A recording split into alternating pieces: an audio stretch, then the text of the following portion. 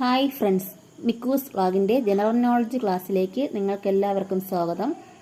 അപ്പോൾ ക്ലാസ്സുകൾ തുടങ്ങുന്നതിന് മുൻപ് ഒന്ന് ലൈക്ക് ചെയ്യണേ, കമൻറ്റ് ചെയ്യണേ, സബ്സ്ക്രൈബും കൂടെ ചെയ്യണേ. ഇപ്പോൾ ഒന്നാമത്തെ ക്വസ്റ്റ്യൻ, 10+2+3 എന്ന വിദ്യാഭ്യാസ രീതി കൊണ്ടുവന്നത് ഡോക്ടർ DS കോത്താരി കമ്മീഷൻ. 10+2+3 എന്ന വിദ്യാഭ്യാസ രീതി കൊണ്ടുവന്നത് doctor DS Kothari commission. Vaikom സത്യാഗ്രഹവുമായി ബന്ധപ്പെട്ട് നടന്ന ഒരു പ്രധാന സംഭവം സവർണ ജാഥ.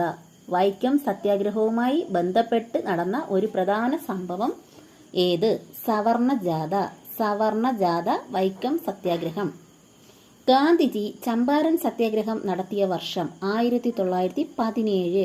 ഗാന്ധിജി ചമ്പാരൻ സത്യാഗ്രഹം നടത്തിയ വർഷം 1917. പ്രാതിനിധ്യമില്ലാതെ നികുതിയില്ല എന്ന മുദ്രാവാക്യത്തിന് രൂപം നൽകിയത് ജെയിംസ് ഓട്ടിസ്. പ്രാതിനിധ്യമില്ലാതെ നികുതിയില്ല എന്ന മുദ്രാവാക്യത്തിന് രൂപം നൽകിയത് ജെയിംസ് ഓട്ടിസ്. കറുപ്പ് വ്യാപാരവും തുറന്നവാതിൽ നയവും ഏത് വിപ്ലവവുമായി ബന്ധപ്പെട്ടിരിക്കുന്നു? ചൈനീസ് വിപ്ലവം. കറുപ്പ് വ്യാപാരവും തുറന്നവാതിൽ നയവും ഏത് വിപ്ലവവുമായി ബന്ധപ്പെട്ടിരിക്കുന്നു? ചൈനീസ് വിപ്ലവം.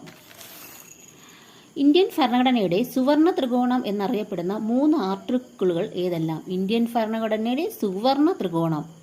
ആർട്ടിക്കിൾ 14, 19, 21.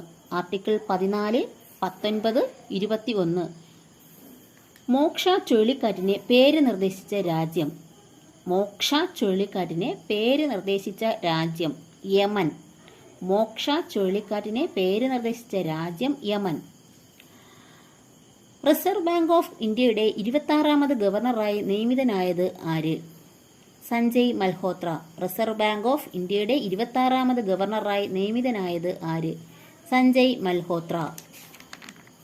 പ്രാഥമിക ശിലകൾ എന്നറിയപ്പെടുന്നത് ആഗ്നേയ ശിലകൾ.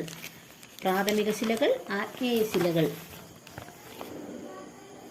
കേരള സംസ്ഥാന തണ്ണീർത്തട അതോറിറ്റി